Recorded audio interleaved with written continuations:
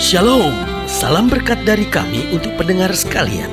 Saat ini pendengar akan diberkati dengan program Hari Ini Harinya Tuhan bagian yang ke-8.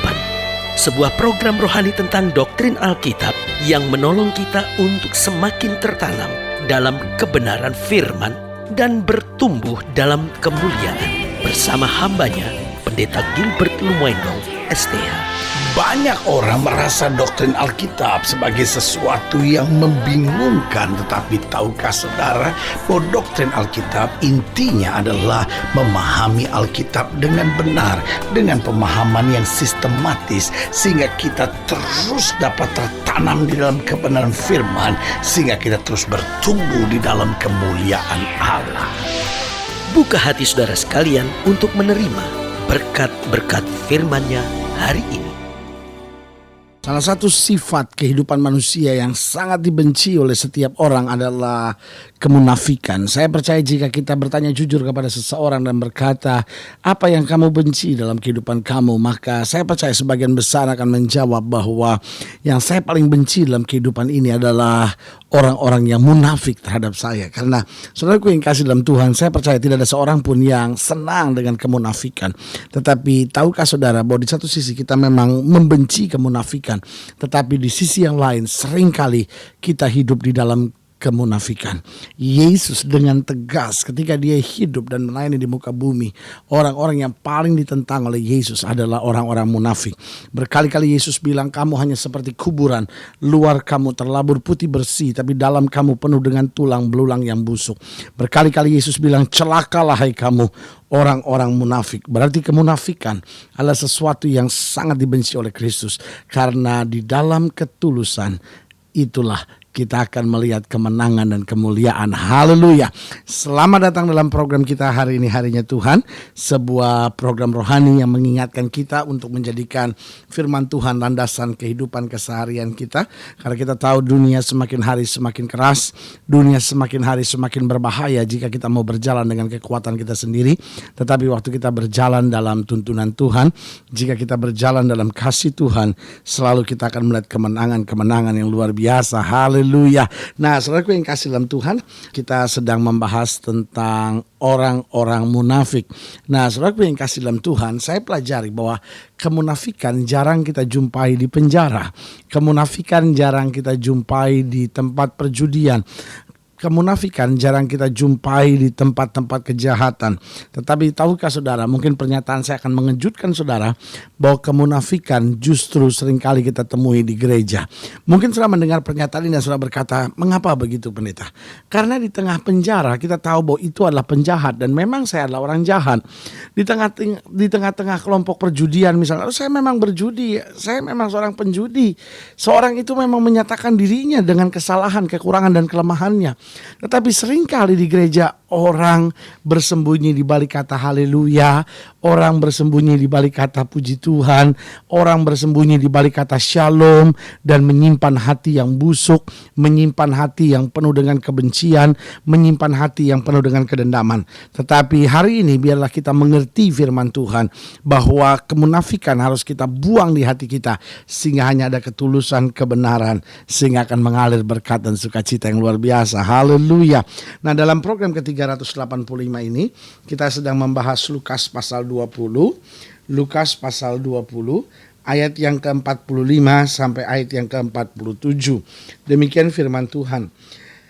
Ketika semua orang banyak mendengarkan, Yesus berkata kepada murid-muridnya, waspadalah terhadap ahli-ahli Taurat yang suka berjalan-jalan memakai jubah panjang dan suka menerima penghormatan di pasar, yang suka duduk di tempat terdepan di rumah ibadat dan di tempat terhormat dalam perjamuan, yang menelan rumah janda-janda dan yang mengelabui mata orang dengan doa yang panjang-panjang.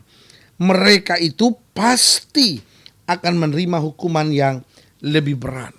Jadi Yesus mulai menggambarkan sekarang bahwa ada banyak orang yang bertingkah, yang berkelakuan seperti ahli-ahli Taurat. Dia suka berjalan-jalan memakai jubah panjang, suka menerima penghormatan di pasar, suka duduk di tempat terdepan di rumah ibadat dan di tempat terhormat dalam perjamuan. Tetapi sebaliknya Yesus mau berkata, sebetulnya dia sedang menelan rumah janda-janda, mengelabui mata orang dengan doa yang panjang-panjang. Dan Alkitab dengan tegas bilang orang-orang seperti itu mungkin bisa saja mendapat penghormatan dari manusia, tetapi sebenarnya dia pasti akan menerima hukuman yang lebih berat. Nah, saudaraku yang kasih dalam Tuhan, jadi kita lihat di sini bahwa beberapa pelajaran penting yang bisa kita pelajari. Bahwa yang pertama, orang munafik senang mencari apapun untuk perhatian dan penghormatan manusia. Berarti orang munafik, apapun yang dia kerjakan seringkali hanya dengan tujuan untuk mencari perhatian dan penghormatan manusia. Sehingga kalau orang munafik beribadah, kalau orang munafik menolong orang, kalau orang munafik melakukan tindakan-tindakan yang dalam tanda petik tindakan-tindakan kebaikan, tetapi tetap yang melatar belakangi sebetulnya adalah hati yang sedang berisi dengan kemunafikan. Nah, saudaraku yang kasih dalam Tuhan, kemunafikan menghancurkan segala kebaikan seseorang. Sehingga orang-orang munafik dia hanya mencari apapun untuk perhatian dan penghormatan manusia. Nah, saudaraku yang kasih dalam Tuhan, ketika dia sudah mendapat perhatian dan penghormatan manusia, maka Tuhan tidak memiliki berkah lagi buat hidup mereka. Tuhan tidak akan pernah memberikan berkat secara khusus buat mereka. Kenapa Tuhan gak perlu memberikan berkat lagi? Karena orang-orang munafik hanya mencari apapun demi penghormatan manusia. Nah, saudaraku yang kasih dalam Tuhan, banyak orang kelihatannya bersikap baik, banyak orang kelihatannya melakukan kegiatan-kegiatan ibadah. Tetapi saudaraku yang kasih dalam Tuhan, kalau tujuannya hanya supaya orang lain senang, tujuannya hanya supaya orang lain lihat, tujuannya supaya orang lain bisa perhatikan, saya mau beritahu itulah kemunafikan. Sehingga saudaraku yang kasih dalam Tuhan, kalau kita mau jujur, tidak ada orang yang pernah bilang saya ini adalah orang munafik. Kenapa? Karena munafik adalah dosa yang tidak disadari. Orang munafik tidak pernah sadar bahwa dirinya adalah munafik. Tetapi yang dia sadar adalah bahwa dia sebetulnya berbuat itu hanya untuk manusia. Dia tidak berbuat itu dari dasar hati yang terdalam. Nah, saudaraku yang kasih dalam Tuhan, mungkin saudara mendengarkan program ini dan saudara adalah orangnya yang sebetulnya menyadari bahwa saya tidak munafik. Apa itu Gilbert sedang khotbah tentang kemunafikan? Oh, itu bukan untuk saya itu. Itu untuk orang-orang lain itu. Oh, itu untuk teman saya itu.